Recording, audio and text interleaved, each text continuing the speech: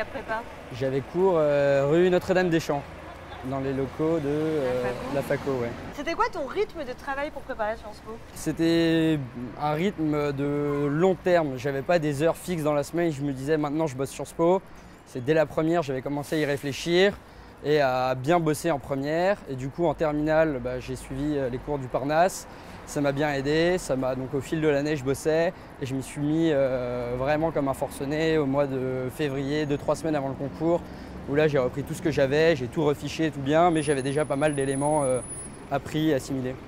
Et justement, tu as fait quoi comme prépa? Tu étais là le week-end? Moi j'avais suivi les modules de vacances, donc en Toussaint et Noël de terminale, parce que le week-end je pouvais pas parce que j'avais cours le samedi matin avec mon école, donc ça aurait pas été tenable.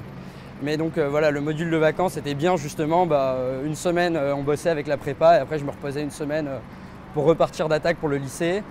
Et c'était un très bon choix et ça m'a permis de concilier et la prépa et le lycée sans que l'un empiète sur l'autre. C'est même plutôt complémentaire parce qu'en fait tout ce qu'on fait avec la prépa nous sert vachement au lycée pour la terminale, pour le bac, que ce soit sur la méthode, les connaissances, la culture générale.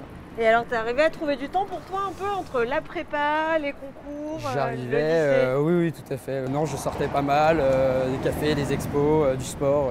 Et au lycée, t'avais beaucoup de potes qui faisaient des prépas à côté des cours ou pas? J'avais pas mal de potes qui préparaient les écoles de commerce post-bac avec des prépas, d'autres qui préparaient Sciences Po avec des prépas. Alors, on est où là? Là, on est devant l'Institut, donc là où ont lieu les cours du Parnasse. Et du coup, c'était là que tu étais pendant tes week-ends? Pendant mes stages, ouais. Et d'ailleurs, vous étiez combien en classe? Une petite dizaine, donc c'est parfait parce que chacun se sentait à l'aise de participer. Et c'était assez interactif du coup les cours avec un nombre comme ça. Est-ce que tu as une petite anecdote de la prépa? Non, moi ce qui m'a marqué c'est surtout mon premier concours blanc en allemand, où au bout des 5 premières minutes j'ai compris que je ne pourrais pas choisir ça. Du coup j'ai levé la main et j'ai demandé au surveillant un sujet d'anglais. Et tu avais eu une bonne note à l'issue de ce concours blanc? Non, en anglais non. Tu as passé combien de concours blancs? J'en ai passé 2, plus des devoirs que j'ai fait un peu chez moi et que les cours du Parnasse corrigeaient. Tu les qualifierais comment les profs du cours du Parnasse? Quel style de relation avec les élèves? C'est assez marrant parce que c'est tous des têtes, ils sont agrégés, docteurs, ils ont tous un CV hallucinant et pourtant ils sont hyper accessibles, jeunes, dynamiques et ils ont des méthodes pédagogiques assez innovantes. Ils arrivaient à rendre le truc complètement vivant, attractif.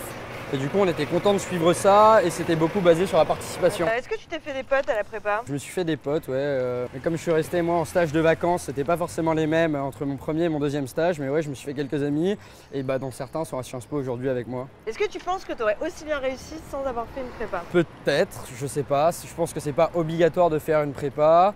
Pour le contenu académique, je pense que j'aurais pu réussir, mais la prépa a l'avantage déjà de rassurer, d'encadrer et plus que forcément vraiment sur le contenu pédagogique, c'est vraiment sur l'encadrement. Chaque semaine, on a des revues de presse qui nous facilitent vraiment le travail. On n'est pas obligé d'ouvrir tous les journaux tous les jours puisqu'on a une synthèse chaque semaine. On est vraiment aidé sur la préparation du dossier. On a un tuteur pour la lettre et après pour les oraux, ça m'a vachement aidé. On a des cours pour préparer l'oral, savoir s'exprimer en public. On passe des oraux blancs avec des gens soit qui ont fait Sciences Po, des actifs qui connaissent un peu ce milieu-là et qui permettent vraiment de se préparer. On se fait rentrer dedans pendant 20 minutes, mais le jour de l'oral, normalement, quand on arrive, on est une machine de guerre. C'est quoi le pire moment que tu as vécu dans ta prépa?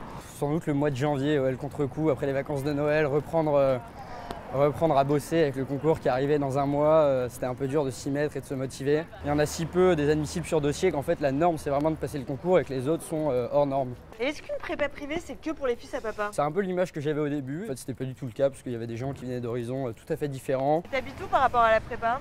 J'habite vers Bir Hakeim, donc je prenais la 6 pour venir et c'était assez pratique. Est-ce que c'est vrai que tu dois être assez ambitieux pour te lancer dans une prépa?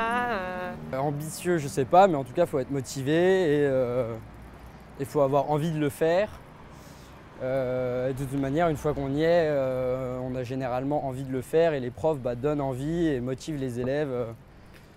Et donc, c'est vraiment un point positif puisque finalement, on est tous motivés, mais il n'y a pas on n'est pas en concurrence entre nous, entre les élèves. C'est plutôt l'esprit d'être en concurrence avec tous les autres. Mais entre nous, on essaie tous de s'aider, de se dépanner pour tous réussir. Merci beaucoup. Merci, à bientôt. À bientôt.